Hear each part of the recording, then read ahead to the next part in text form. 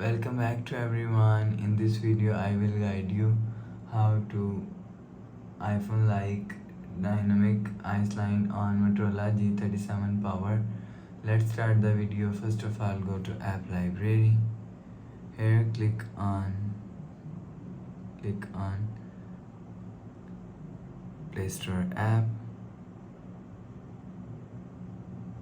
After click on Play Store app, click on search and search dynamic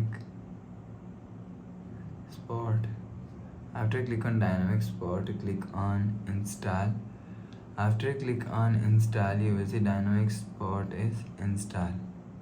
After installing, click on open. After click on open,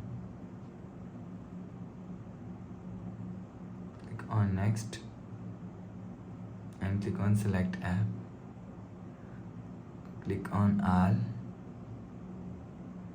notification access, click on dynamic spot and turn on this button. Click on allow, draw on screen, click on allow, click on dynamic spot and turn on this button.